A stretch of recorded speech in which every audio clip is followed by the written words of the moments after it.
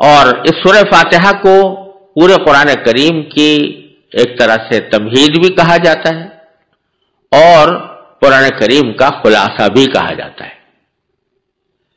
یہ 7 آیتیں ہیں جن میں پہلی 3 آیتوں میں اللہ تعالیٰ کی حمد و ثنا ہے، یعنی باری تعالیٰ کی تعریف ہے، اور آخری 3 آیتوں میں انسان کی طرف سے انسان کی زبان میں ایک دعا اور درخواست کا مضمون ہے جو اللہ تبارک و تعالیٰ نے اپنے رحمت سے خود ہی انسان کو سکھایا ہے۔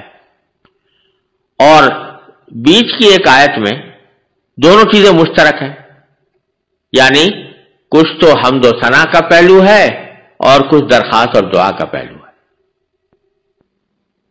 اس سورہ فاتحہ کی اہمیت کو بیان کرنے کے لیے اتنی بات بھی کافی ہونی چاہیے کہ اللہ تبارک و تعالی نے اسی سورت کو اس کام کے لیے منتخب فرمایا ہے کہ نہ صرف ہر نماز میں بلکہ نماز کی ہر رکعت میں اس کا پڑھنا ضروری قرار دیا گیا ہے۔ اور ایک حدیث میں نبی کریم سرور دو عالم صلی اللہ علیہ وسلم کا یہ ارشاد ہے کہ لا صلاۃ لمن لم یقرأ بفاتحۃ الکتاب، جو شخص سورہ فاتحہ نہ پڑھے اس کی نماز ہی نہیں ہوتی۔ تو سورہ فاتحہ نماز کا لازمی جز قرار دے کر یہ فرما دیا گیا ہے کہ وہ ہر نماز میں پڑھی جائے گی۔ اس سے اس کی اہمیت واضح ہوتی ہے۔ اور اس میں ایک حدیث حضرت ابو ہریرہ رضی اللہ تعالیٰ عنہ سے مروی ہے اور امام مسلم نے اپنی صحیح میں اس کو روایت کیا ہے کہ رسول کریم سرور دو عالم صلی اللہ علیہ وسلم نے فرمایا کہ اللہ تبارک و تعالی نے فرمایا ہے کہ نماز یعنی سورہ فاتحہ میرے اور میرے بندے کے درمیان 2 حصوں میں تقسیم کر دی گئی ہے، جن میں سے آدھا حصہ میرے لیے ہے اور آدھا حصہ میرے بندے کے لیے، اور جو کچھ میرا بندہ مانگتا ہے وہ اس کو دیا جائے گا۔ پھر اس کی تفصیل نبی کریم صلی اللہ علیہ وسلم نے اس طرح بیان فرمائی کہ بندہ جب نماز میں یہ کہتا ہے کہ الحمدللہ رب العالمین، جس کا معنی یہ ہے کہ تمام تعریفیں اللہ کی ہیں جو تمام جہانوں کا پروردگار ہے، تو اللہ تبارک و تعالی اس کے جواب میں فرماتے ہیں کہ حمیدنی عبدی، یعنی میرے بندے نے میری حمد کی ہے، میری تعریف کی ہے۔ اور جب وہ کہتا ہے الرحمن الرحیم تو اللہ تعالیٰ فرماتا ہے کہ اثنا علی عبدی، کہ میرے بندے نے میری پھر تعریف کی ہے۔ اور جب بندہ کہتا ہے مالک یوم الدین تو اللہ تعالیٰ فرماتے ہیں کہ میرے بندے نے میری بزرگی بیان کی، یعنی مجدنی عبدی، میرے بندے نے میری بزرگی بیان کی ہے۔ اور جب بندے کے درمیان اور یہ آیت یعنی ایاک نعبد و ایاک نستعین یہ میرے اور میرے بندے کے درمیان مشترک ہے، کیونکہ ایاک نعبد کے معنی ہے کہ ہم تیری ہی عبادت کرتے ہیں، تو یہ تو ایک طرح سے اللہ تعالیٰ کی حمد و ثنا ہے، ہم آپ کی عبادت کرتے ہیں۔ اور دوسرا جملہ ہے ایاک نستعین، جس کے معنی ہے کہ تجھی سے مدد مانگتے ہیں، تو دوسرا پہلو بندے کی دعا و درخواست کا ہے، اس لیے یہ فرمایا گیا کہ یہ میرے اور میرے بندے کے درمیان مشترک ہے۔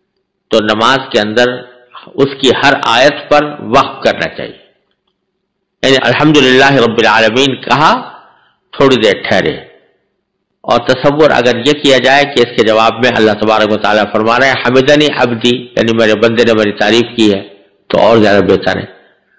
اور اسی طرح جب الرحمن الرحیم کہے تو تھوڑی دیر ٹھہرے، یعنی ایک لمحے کے لیے ٹھہر جائے اور تصور کرے کہ میرے پروردگار نے اس کے جواب میں فرمایا کہ اثنا علی عبدی، یعنی میرے بندے نے میری ثنا کی ہے۔ اور جب مالک یوم الدین کہے تو پھر ٹھہر جائے ایک لمحے کے لیے اور یہ تصور کرے کہ باری تعالیٰ نے فرمایا کہ مجدنی عبدی، میرے بندے نے میری بزرگی بیان کی ہے۔ اور اسی طرح ایاک نعبد و ایاک نستعین اور اہدنا الصراط المستقیم میں بھی، تو ہر آیت پر وقف کرنا زیادہ بہتر ہے۔ اور علماء کرام یہ فرماتے ہیں کہ ایسی یہ بات کوئی اچھی نہیں لگتی کہ ہر فقرے کے جواب میں اللہ تبارک و تعالیٰ کچھ فرما رہے ہوں اور آپ آگے بڑھتے چلے جائیں اور ان الفاظ کا یا اس جواب کا کوئی انتظار یا اس کا کوئی موقع آپ نہ چھوڑیں اپنی تلاوت کے درمیان، تو یہ اچھی بات نہیں ہے۔ اس لیے علماء کرام نے فرمایا کہ ہر آیت پر تھوڑا وقف کر کے اس کو پڑھنا چاہیے۔ اب اس سورہ فاتحہ کی سب سے پہلی آیت ہے الحمدللہ رب العالمین۔ اس کا ترجمہ یہ ہے کہ تمام تعریفیں اللہ کی ہیں جو تمام جہانوں کا پروردگار ہے۔ یہ آیت ہے تو چھوٹی سی، لیکن اس کے دو حصے ہیں۔ ایک میں اللہ تعالیٰ کی تعریفیں بیان کرنے کا ذکر ہے، اور دوسرے میں اللہ تبارک و تعالیٰ کی خاص صفت یعنی رب العالمین بیان فرمائی گئی ہے۔ جہاں تک پہلے جملے کا تعلق ہے کہ الحمدللہ، اس کے معنی یہ ہے کہ تمام تعریفیں اللہ کی ہیں۔ حمد کا لفظ عربی زبان میں تعریف کے لیے بھی استعمال ہوتا ہے اور شکر کے لیے بھی استعمال ہوتا ہے۔ اس میں الحمد میں جو الف لام ہے اس کے بارے میں علماء کرام نے عربی زبان کے قواعد کے لحاظ سے اس کا ترجمہ کیا ہے کہ تمام تعریف۔ الحمد ویسے تو مفرد کا لفظ ہے تعریف، لیکن جب الف لام اس پر داخل ہو گیا تو اس کا ترجمہ یا اس کا مطلب علماء کرام نے تمام تعریفیں کیا کہ تمام تعریفیں اللہ کی ہیں۔ یہ ایک عجیب اور عظیم حقیقت کی طرف اشارہ ہے، اور وہ یہ کہ یوں تو انسان دنیا میں رہتے ہوئے بہت سی چیزوں کی تعریف کرتا ہے۔ کوئی عمارت اچھی بنی ہوئی ہے، کہتا ہے بڑی اچھی عمارت ہے۔ کوئی باغ اچھا خوشنما ہے تو کہتا ہے بڑا اچھا خوبصورت باغ ہے۔ کوئی جنگل ایسے خوشنما نظر آتا ہے تو کہتا ہے بھائی بڑا دل فریب جنگل ہے۔ کوئی پہاڑ کے مناظر اچھے نظر آتے ہیں تو کہتے ہیں بڑے دل فریب مناظر ہیں۔ تو تعریفیں تو دنیا میں بہت ساری ہوتی رہتی ہیں، مختلف چیزوں کی ہوتی رہتی ہیں، لیکن یہ جملہ اس طرف توجہ دلا رہا ہے کہ جو بھی دنیا میں تعریف کی جائے، کسی بھی چیز کی تعریف کی جائے، حقیقت اگر دیکھو تو وہ اللہ تبارک و تعالیٰ کی ہی تعریف ہوگی۔ وجہ اس کی یہ ہے کہ جب آپ کسی چیز کی تعریف کرتے ہیں تو حقیقت میں وہ اس کے بنانے والے کی تعریف ہوتی ہے۔ اگر آپ کسی عمارت کو دیکھ کر یہ کہیں کہ یہ بڑی شاندار عمارت ہے، بڑی خوبصورت عمارت ہے، بڑی مستحکم عمارت ہے، بڑی اچھی لگ رہی ہے، تو اس کا مطلب یہ ہوتا ہے کہ اس کے بنانے والے نے خوب بنایا اس کو۔ یہ حقیقت میں اس کی کاریگری کی تعریف ہے، اس کی انجینئرنگ کی تعریف ہے، اس کی آرکیٹیکچر کی تعریف ہے، اور جس شخص نے بھی جن لوگوں نے اس کے بنانے میں حصہ لیا ہے ان کی تعریف۔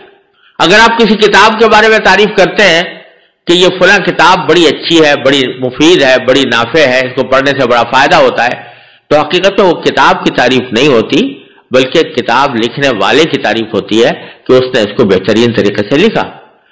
تو یہ ایک عام دستور کی بات ہے کہ کسی بھی چیز کی تعریف حقیقت میں اس کے بنانے والے کی تعریف ہوتی ہے، اس کے موجد کی تعریف ہوتی ہے۔ تو اس لحاظ سے اگر دیکھا جائے تو کائنات کی جتنی چیزیں ہیں سب اللہ تبارک و تعالیٰ کی پیدا کی ہوئی ہیں۔ جب اللہ تبارک و تعالیٰ کی پیدا کی ہوئی ہے تو ان کی اگر کوئی تعریف کی جائے گی تو پھر وہ حقیقت میں اللہ تعالیٰ ہی کی تعریف ہوگی۔ اگر آپ کسی پھول کو دیکھ کر کہہ رہے ہیں کہ بڑا خوبصورت ہے تو مطلب اس کا یہ ہے کہ بنانے والا بڑا عظیم الشان ہے، یعنی اللہ تبارک و تعالیٰ۔ اگر آپ کسی باغ کو دیکھ کر کہہ رہے ہیں کہ یہ بڑا خوبصورت ہے تو حقیقت میں وہ اللہ تبارک و تعالیٰ کی تعریف ہے۔ اگر آپ کسی آسمان کے اوپر نظر آنے والے ستاروں کی تعریف کر رہے ہیں کہ بڑے چمکدار ہیں، بڑے خوبصورت ہیں، تو حقیقت میں وہ اللہ تعالیٰ کی تعریف ہے، اس لیے کہ وہ اللہ تعالیٰ ہی کے بنائے ہوئے ہیں۔ تو الحمدللہ کا جملہ جو ہے یہ اس حقیقت کی طرف اشارہ کر رہا ہے کہ دنیا میں کوئی چیز حقیقت میں براہ راست قابل تعریف نہیں۔ اگر کوئی چیز قابل تعریف ہے تو وہ اللہ تبارک و تعالیٰ کی ذات ہے اور اسی کی طرف تمام تعریفیں لوٹتی ہیں۔ یہ معنی ہوئے الحمدللہ۔ اور پھر جو اگلا جملہ ہے کہ جو تمام، تو اگر غور سے دیکھو تو یہ پہلے جملے کی دلیل ہے۔ الحمدللہ کے معنی ہوئے تمام تعریفیں اللہ کی ہیں، رب العالمین اس کی دلیل ہے۔ کیوں ہے؟ اس لیے کہ وہی پروردگار ہے تمام جہانوں کا، تمام جہان اسی کے پیدا کیے ہوئے ہیں، نہ صرف پیدا کیے ہوئے ہیں بلکہ ان کی پرورش وہی کر رہا ہے، اور اس کی حکمت کی خاطر اس کو فائدہ پہنچانے کے لیے اس کے خیر خواہی کے پیش نظر ایسے اقدامات کرے جس کی اس کو ضرورت ہے۔ تو باری تعالیٰ تمام کائنات کے لیے، تمام جہانوں کے لیے وہ یہ اسی طرح کی تربیت فرمانے والے ہیں، اور جو ذات اس طرح تربیت فرما رہی ہو تو ظاہر ہے کہ تعریف کی سزاوار اور اس کی اصل مستحق وہی ہے۔ اس لیے فرمایا گیا کہ تمام تعریفیں اللہ کی ہیں جو تمام جہانوں کا پروردگار ہے۔ اور عالمین کا لفظ جو یہاں پر استعمال کیا گیا ہے، جہانوں، یہ جمع عالم کی ہے، عالم جہان کو کہتے ہیں۔ بظاہر تو ہمارے نظر میں یوں محسوس ہوتا ہے کہ یہ ایک ہی عالم ہے جو ہمیں نظر آ رہا ہے، ایک ہی دنیا ہے جو ہمیں نظر آ رہی ہے، لیکن قرآن کہتا ہے عالمین، تمام جہان، جس سے معلوم ہوتا ہے